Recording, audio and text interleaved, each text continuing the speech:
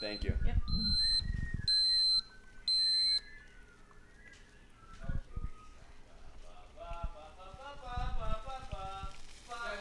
Hi, say this is the morning podcast with Jacob and Ethan. This is hell.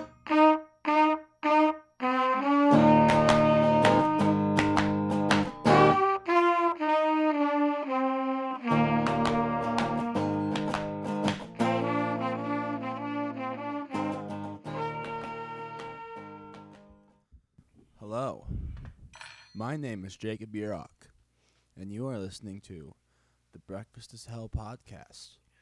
And here this morning, as my guest, my frequent collaborator on the Breakfast is Hell podcast, we will be having Ethan Urok.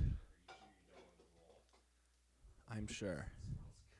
I have a couple roles of my own.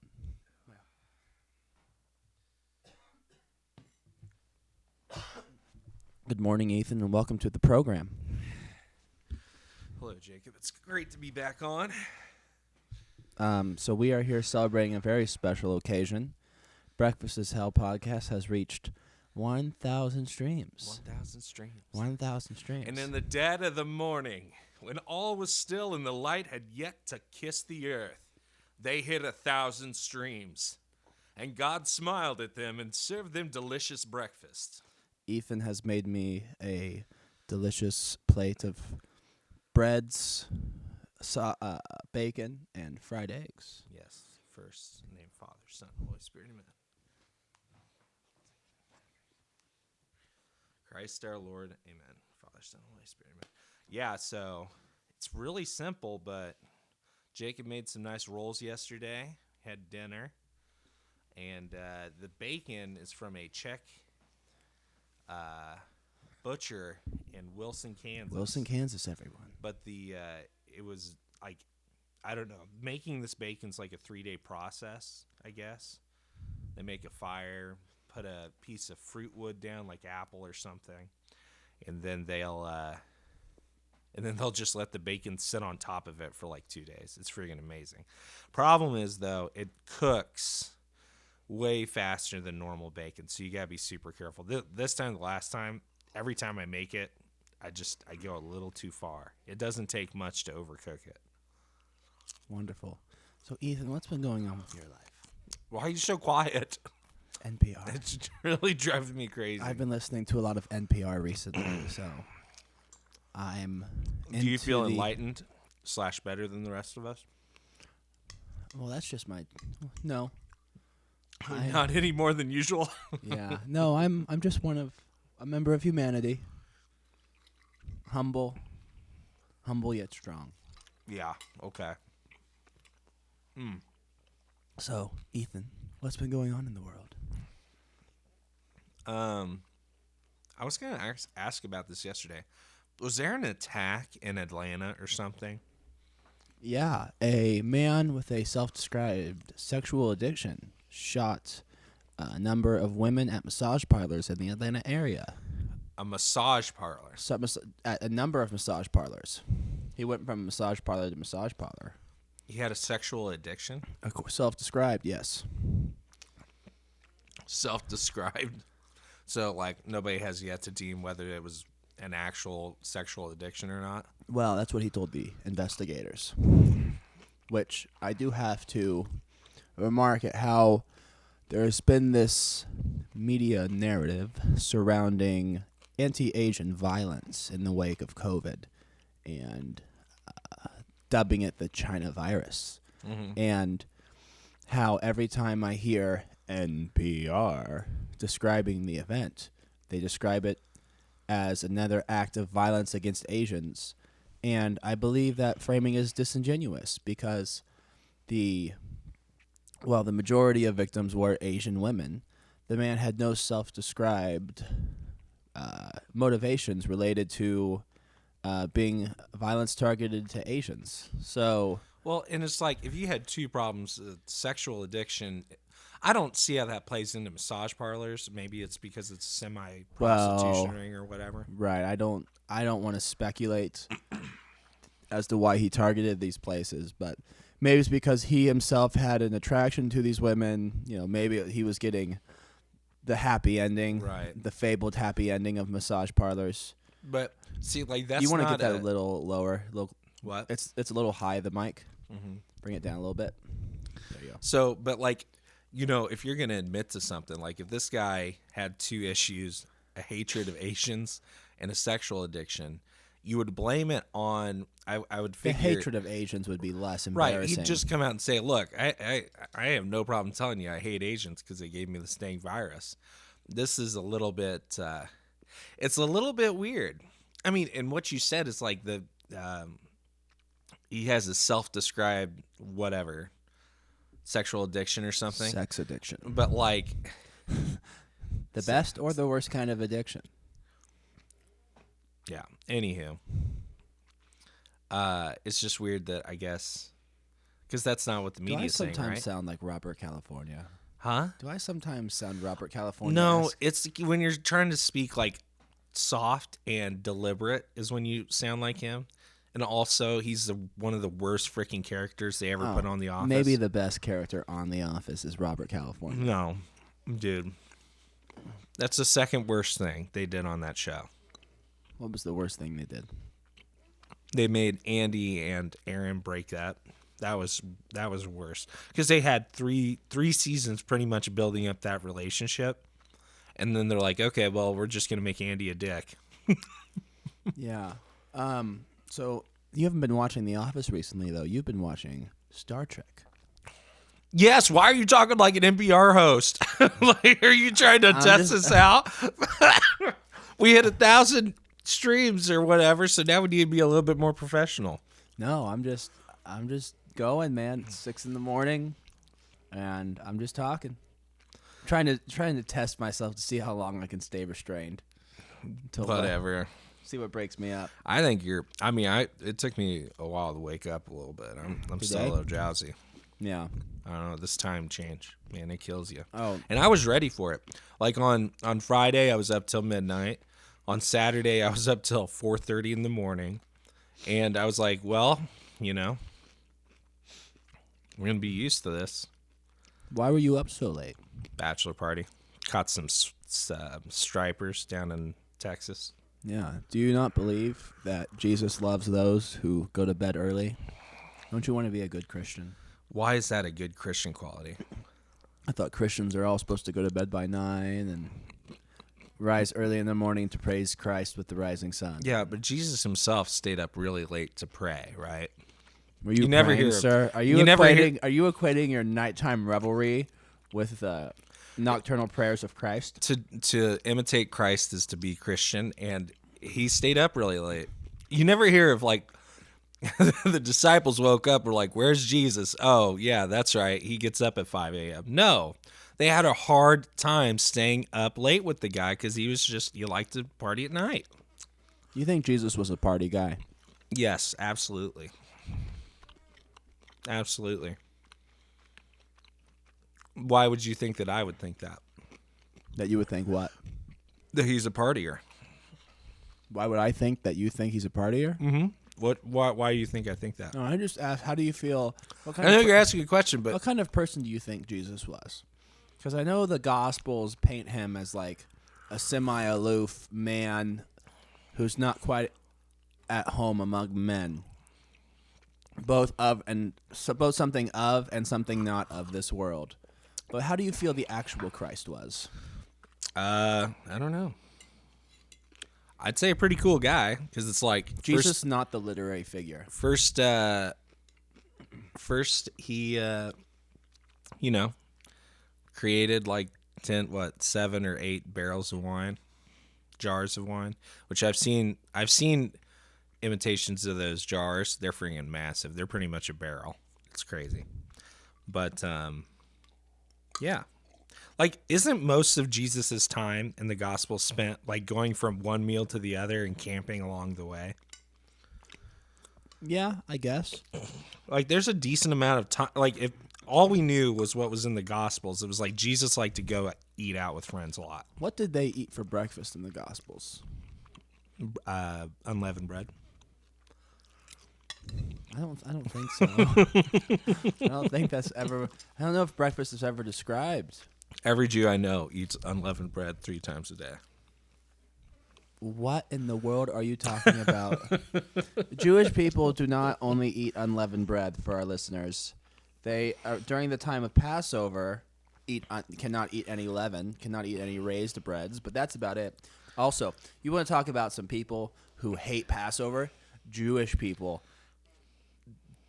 Not despise, but dread Passover. Why? They get so tired of not being able to eat any real bread. Like, they just live off crackers. Mm-hmm. They live off crackers pretty much. And I thought it was going to be like their Easter, and it is kind of their Easter in a way, but it's also their Lent. Yeah. Yeah. It's just, I mean, they can only eat like this certain thing, and it kills them. Yeah. And then I don't think it's not during Passover, but whatever the Day of Atonement is, because I know you Catholics have like your days in Lent when you can't eat like very much, but they have the Day of Atonement, I think it is, and they're not supposed to let anything pass their lips. Water, food. It's supposed to be a day of like complete fasting from all fluids and solid substances. Oh yeah. Man. So they celebrate the Day of Atonement like the same day we celebrate Pentecost, right? Or something? Oh, I don't think so. Well, I'm not sure. For our Jewish listeners may need to comment on this post and let us know. please leave a comment when you're listening. Yeah, leave a comment. Let us know what you think. Let's put a poll. I want to put a poll, but Facebook's got a weird thing. The only place you can put polls are in groups. But what we have is called a page, and I guess you cannot put a poll in that. So I was thinking I was going to make a Google poll and put a link into the page for some stuff. Maybe what the best episode is of our first 16,000 stream episodes. But yeah, no polls. Oh, I don't know. And also to our listeners, if there is a Jewish listener, please comment, because I have not met very many Jews. I think I've met your roommate's girlfriend, and that's actually no. I met a couple Jewish people when I was in Europe and stuff, but I didn't have like a good Jewish conversation. I guess it's not in good taste to call them Jews, especially if you're not a Jew, like a Jewish person. Jerry Seinfeld calls them Jews. That's how I expect Jerry everybody to talk. Jerry Seinfeld, I think, has a privileged place among man, first off, and then I also think he is himself Jewish, right? Yeah, he is Jewish. He is a Jewish person. I think if you say like he's a Jew, that tends to not come off sounding very nice to the ears of the Jewish brethren among us. just a little too. It's a little too Holocausty. It's a little too Nazi era, I think. What? Like, oh, you Jew. That's a little bit derogatory. Have you seen South Park? 2 references for how to talk to Jews are from Seinfeld and South Park. Please tell me how you should talk about Jewish people based off South Park. That's a worthwhile discussion. Is that where you want to go? No, but if you're Jewish, if you are of Jewish descent, please let me know if you hate or love South Park. Please comment below. I feel like most people love South Park. No.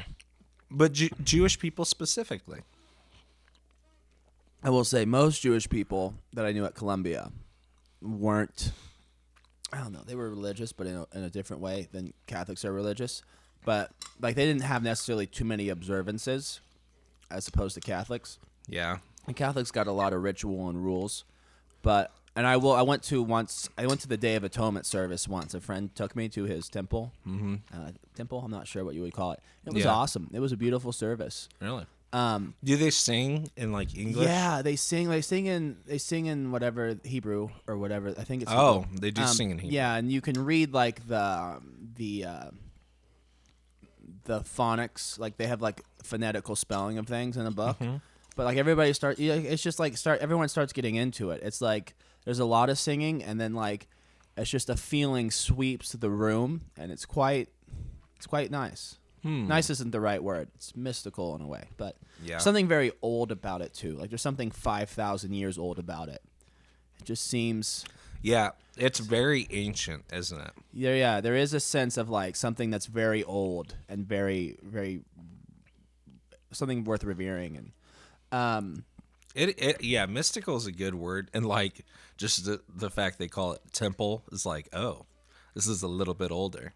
But I think the real religion that has the hardest fast though is probably Islam, don't you think? During the holy month of Ramadan. I mean, a couple things on that. One, so not trying to put myself up or anything, but like we're talking about like Jewish people like worshiping. When I was in Israel, they wrap these things to their wrist. It's like a block, and they put it in their hand, and then they also wrap this block to their head. It was a little crazy to see because they were like really, really getting into it when they were praying at the temple or the West Wall. Is it the West Wall? Yeah. West Wall's the wall, because there used to be the Grand Temple of Jerusalem. Right. That is like the one David built or whatever, the rebuilding of the one David built. Mm-hmm. And then the Romans tore it down around AD 100. Yeah, And that's one of the most interesting things for me in history. I think Zach, our cousin, probably get into it too. It's like when they started going after, because like when they went after the Jews in Israel, it was full-fledged genocide. Like it was crazy. Like I would say it was worse than what the Nazis did as far as how far they went to kill them. If you want to see some people not have patience for how much Catholics like to talk about how they're oppressed, please talk to some Jewish people. Because they'll be, I mean, and they got a point. It's like, oh, yeah, there were the Romans and they didn't like Catholics. But literally a lot of places have not liked Jewish people. Mm-hmm. They have not liked them. The Romans didn't like them. Well, and that's what they said Egyptians because of didn't the like 'em. Romans. Eastern Europe didn't like them. Because of the Romans, they said that like if it hadn't been for the Romans, like there would be as many, like the Jewish people would be as numerous as those in China.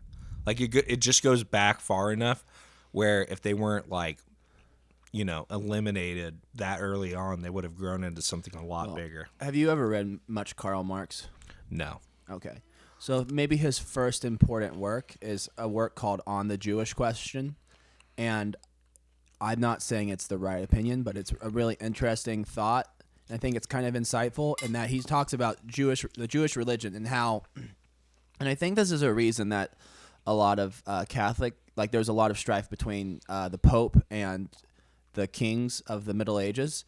But Karl Marx is talking about Jewish people and how, like basically they're like a nation within a nation. Like they can live within a country and be subjects to its laws, but they really aren't fully a part of the nation. Like they're really a people unto themselves. And that like he goes on then to like derive from that the argument that if you really want a fully united nation and like a nation that like where the people are first and foremost members of that nation, you have to eliminate any religion which does not come from the state. And that's like his first major work. And I'm not saying that I want to live in a world where the state dictates the religion and religion is just an arm of the state. But I think it's a very insightful thing that like, this is also a problem people have. Like, I think even in South America, there's conflict over this. Because I know that like Francis, whatever he was called before he was Pope Francis, him and Argentina, right, is where he's from. Yeah, I want to say like Cardinal Bergoglio. Yeah, but I know that whoever the temporal leader of Argentina was viewed him as his major political rival or his major political antagonist. Yeah. So there is like an interesting dynamic between religion and the state, and I think a lot of countries see this group of like people of common descent, so they're united by that. And people of like a set of behaviors and beliefs which are different than the people like that like are somehow separate from like they may be partake of the culture and beliefs and actions of the group they live among, but they also have certain attributes to themselves. And every time that becomes too pronounced in an area, it freaks out the government. I think it freaked out the Germans and it freaked out the Romans. Yeah. But like here's the deal too. It's like with the Romans and Zach, I hope he listens and he can Zach tell us. Yurok, Yeah, frequent guest on the podcast. Homeboy loves the Romans. But like the Romans were okay with foreign gods as long as they were not put on the same pedestal as Caesar, right?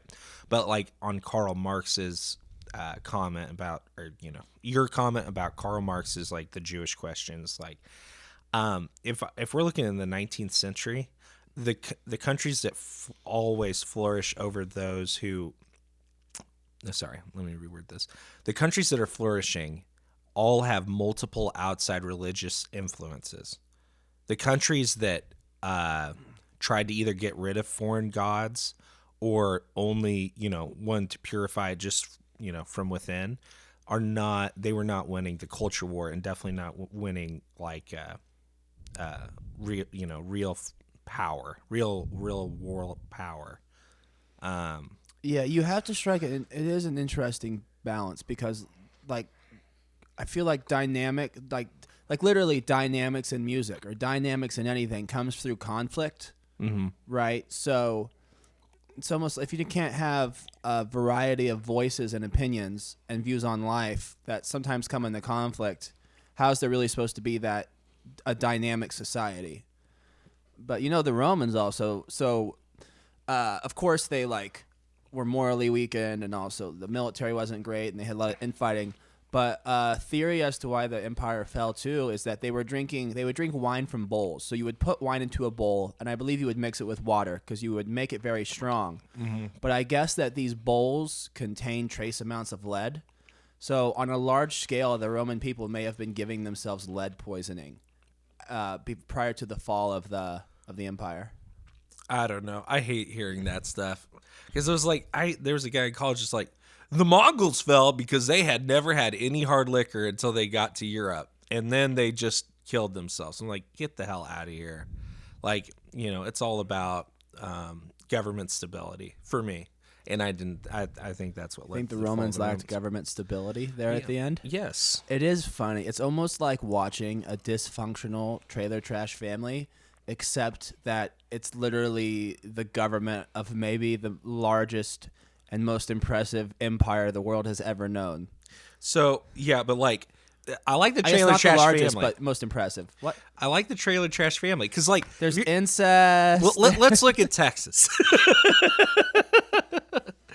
We've got a trailer trash family. You have, let's assume you have one mother, multiple kids, some from different fathers. There's a lot of diversity there. Then you get sub-zero temperatures. They thrive because they, have had to deal with a lot of different stuff. They've already dealt with internal family conflict.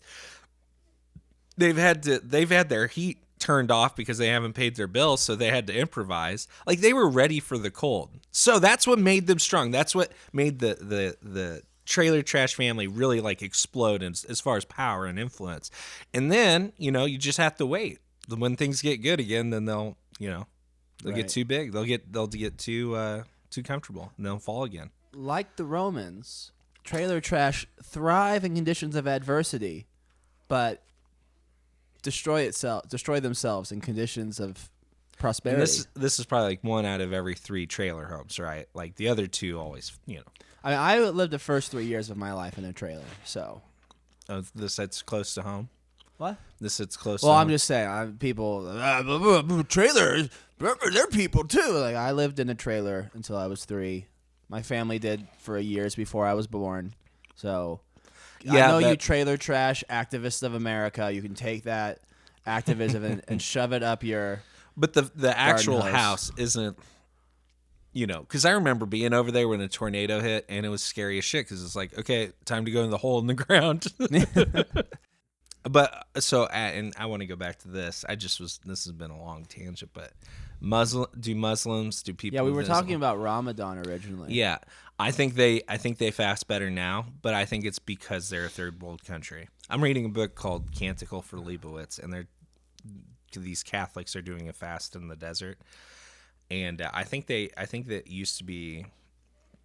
I think when they were less developed countries, it was a lot worse. The fast was a lot harder. I don't know that Muslims live in third world countries for the most part.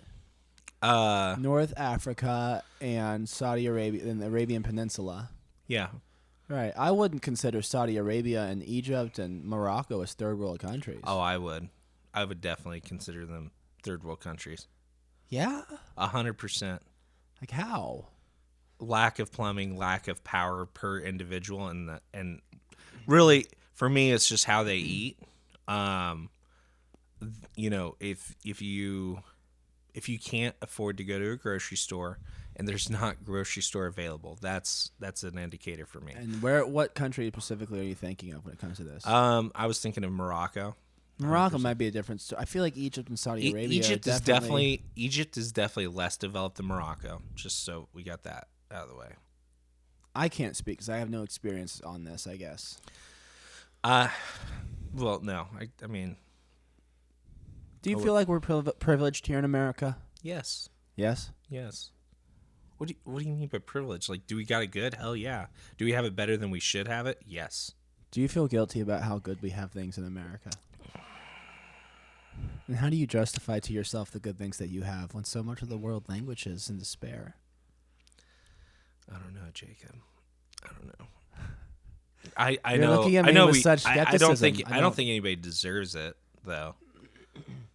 You know. What do you mean? Like, why do we deserve air conditioning? I can't. You wouldn't say we have like a good argument why we deserve it over like the Czech people. Well, I don't think the Czechs really want air conditioning. I mean, yeah. They don't. For our listeners who aren't Czech, the Czechs don't trust air conditioning because they believe it is unhealthy, like not like unmorally healthy, like that it helps cause disease. And there's actually some truth. Air conditioning does spread some disease, but I don't think it's like enough to like make it worse than the alternative, which is sweltering in the heat. But yeah, Czechs, a large amount of Czechs view air conditioning as unsanitary, and so they'll like, there are some air conditioned tram cars in the Czech Republic, and people will still open the windows on the tram cars during the summer. I've also grown to prefer the flow of air as opposed to air conditioning. I personally don't use my air conditioning in the summer. I think they're definitely. I think we got away from something at some point in America. We got away from like it. Just under a little bit more uncomfortableness, and it'll be better. Well, I think we've also got away from like the pleasures of simplicity versus like gratification. Like there's something about sweating a little bit and then having like a breeze cool you off, and like the coolness of the night versus the heat of the day that I enjoy, even if it brings with it a little bit more discomfort. And you lose some of the joys of that when you've got to have your room at 72 come hell or negative 20 below. Right. Now, you have a good point when you talk about the fasting being more austere when places are in conditions of difficulty, because Christian fasting in the Middle Ages used to be incredibly austere. That was Mardi Gras was you would eat all your butter and you would make pancakes because you would eat all your butter and all your rich foods, and then people would just like starve themselves for the next 40 days. Right. And then like that was such a big deal about the Sundays, and they also instituted the Feast of Joseph and I'm not sure if the Joseph and Annunciation came about in the Middle Ages, but I think with the Sundays not having to do Lent on Sundays, it's about like people would be starved. Like people would die if they didn't have like a time to replenish like their bodies. And why do you think that is? Why do you think, assuming this is true, that like places that are endure difficulty are more willing to fast?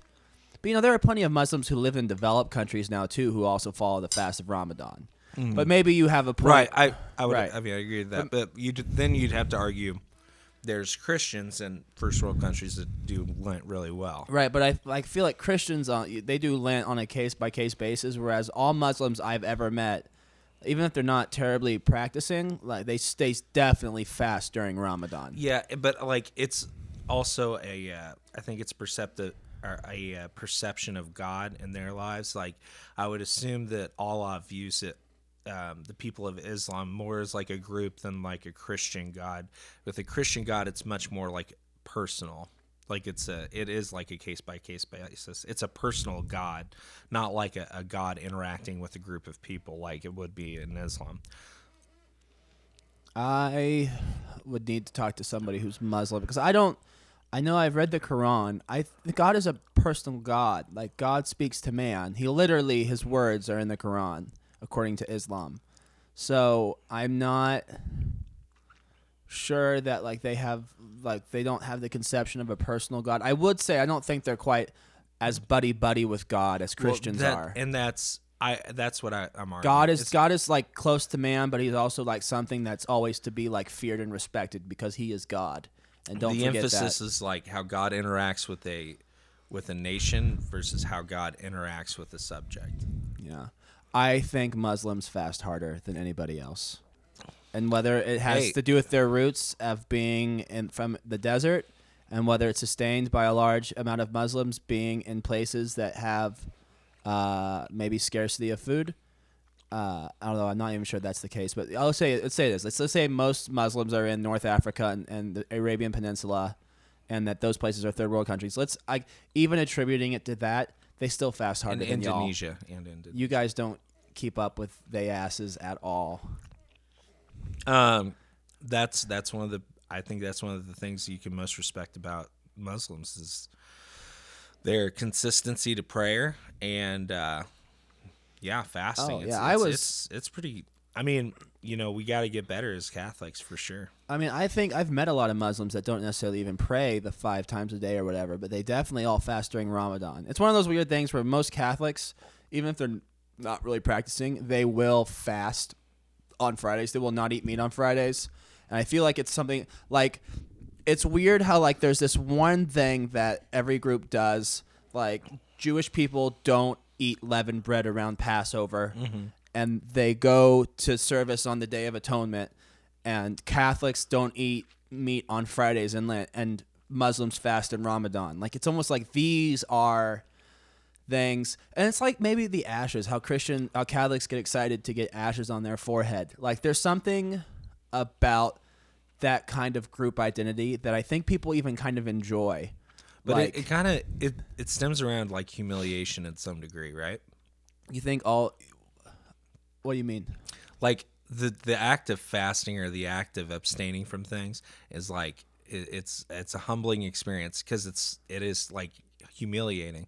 If you're not eating, like that's not a good thing. If you get ashes on your head, like that's a humiliation to some degree. I think you could make a rational argument for it, but I don't think that's what brings people back to it year in, year out. Yeah. Like I don't understand. Not on a deep level. There's something special about it. Like like people like to be part of a special thing or a special time. Maybe is what it is. I don't know. I'm not going to find the answer in the next 3 minutes, so. But you made a point earlier of like people that are already depraved, of like a lot deprived. Depraved is like without morals. Oh yeah, but they always say like morally depraved. So it can't if you're saying morally depraved, like that's just being. I don't think anyone uses depraved in any sense other than. Maybe there is like an Oxford English dictionary, it's 16th century sense where it means something else, but I've never heard somebody mention depraved as like I could get where it's morals. like okay, you're thinking morals when they say that, but that term gets used a lot, morally depraved. So it's like if they're specifying, I just say depraved. You like to do you like the English language. I just use it. Try to use it. You use it fine. I'm getting good at my words. Yeah. No, people that are already deprived of like some luxuries in life tend to go harder. Like, I don't know. Like if you already don't have like air conditioning and all the food that you ever want to buy, like you tend to do it's like you can do a better job at fasting from like more stuff than like somebody who has everything. I don't know. I think of like wrestling. When you're getting Ethan is a former collegiate wrestler, right? And qualified for nationals twice. In AIA, yes, the biggest of the small schools, the smallest of the 7 big schools. No, it's weird when you're already like, getting discipline in your life. Whether by choice or just by circumstances, like it's weird that you can go even farther. Do you feel the world suffers from a lack of discipline? Yes. I don't think so. I think the world is fine. Most people you run into, you're like, they're got an adequate amount of discipline in their lives. Sure. I don't know that discipline is like In this family, I don't know that discipline is that important. I think it's crucial. I think persistence, I think the ability to like tolerate like risk reward, the ability to accept like You said persistence, like I think the ability to accept like short-term sacrifices in search of a long-term goal is an incredibly valuable attribute. I think objectively it's incredibly valuable. And I think also like the ability to like be meticulous about one's work and like to care about the quality of one's work is also very important, I think, objectively. But I don't know that like either of those have to do with discipline. Like the self-lashing of the Catholic guilt. I think it 100% has to do with discipline. Yeah. Like, you know, Catholic guilt is a real fucking thing. No, it's not. It's so real. No. You all just go around lashing yourselves all the time, more mentally. Dude, we don't fast hard enough. You were inside of the circle where you could see all the good things, and then you're outside of the circle, and all you can do is make fun of it. I'm not making. I'm just. Like, I'm philosophizing about it. I'm seeing things I didn't see while I was inside the system. I just don't see that many Catholics that are like whipping themselves. They quote are unquote lashing themselves. Metaphor. They are maybe not doing so literally, but using a figure of speech, they definitely are. I just they are just constantly going around not feeling that they're doing enough, that they're not being good enough. Yeah. You don't think that if you ask most people, hey, are you doing enough in your spiritual life, or are you doing enough just in any area of your life with your relationship at work? Like, you think you're doing a good amount, or do you think you could be doing a little bit more?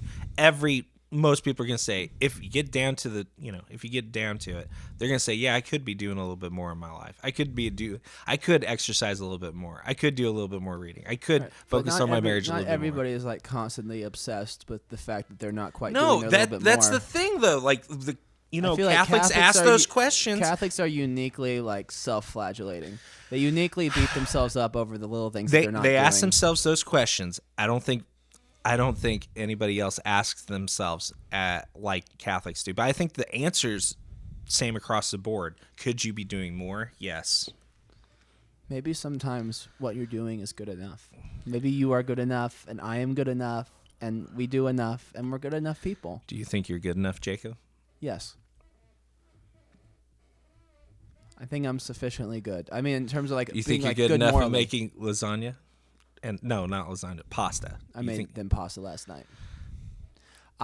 Do you think you could improve on your breadstick making abilities? Yeah, I think there are things I could get better at. I'm not saying I'm like great at everything, but I think that I'm like relatively satisfied with myself. If I just ask, are you good enough at something, or could you do better? Eventually, you're gonna say you can always do better, but if all you do is focus on the like gap between like yourself and quote unquote perfection, and sometimes perfection isn't interesting. Like, if you ever really consume something that's considered technically perfect, a lot of times it's very dry and sterile, whether that be music or food or anything.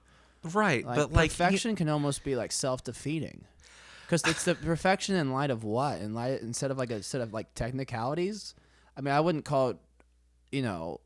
There's a lot of music I like where like the singing isn't technically proficient, but it's still like incredible music, and maybe all the more so for that. I don't know. Perfection maybe is not the lens with which to perceive reality. So, like, is your argument your point about Catholics lashing themselves a direct result for the seeking of perfection? I don't know why Catholics do it. I think that there's probably my real theory with Catholicism is that as the kings and as the popes struggled for supremacy in medieval Europe, Catholicism adopted an ever tightening set of restrictions that had the effect of humbling and making to feel small their constituents in an effort to make them more subservient to the church than to the kingdoms they were living in. And I think that the attributes of Catholicism that continue to do that to this day are relics of that time. Here's what I think. I think when you're within the circle of faith, when you're faithful in the church, you see Lent as something that makes you better, that makes you more holy. And when you are outside of that, you feel, when you leave that, let's say that, when you leave that, you feel guilty because you're not trying for those things anymore. And you have to label all Catholics, like, not all Catholics. You have to label like this thing called Catholic guilt because you yourself are guilty of not, No, fasting. I make sacrifices in my life. I work hard for things. I know. Right. But like, I don't feel any guilt. you don't really label like Catholics as having this guilt until you're like not also pursuing a fast, like, or if you're not also pursuing. I feel no repentance. need to self-flagellate myself or to like repent. I don't. I'm trying to follow you, and I guess I hear what you're saying. I mean, maybe you won't believe me. It's not coming from a place of like me deflecting my own guilt on other people. It's more, I'm really just observing the dynamics of what I see. Okay, and so maybe I'm hitting a little too close to home, but like the Catholic guilt thing. When I hear Catholic guilt, it is not from like fellow Catholics. No.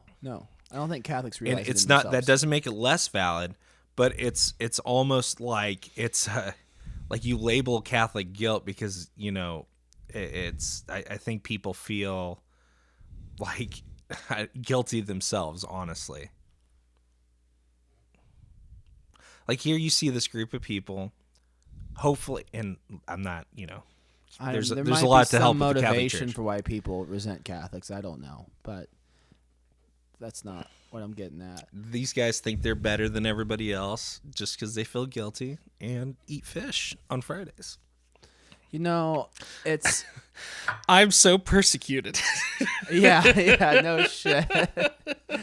Yes. So we talked about the three major world religions. Dude, this has been a very Lent-oriented podcast. I did not expect that. Yeah, well, I mean, we are in the season. 'Tis the season. 'Tis the season of Lent. What have we got? 3 weeks left? I don't know.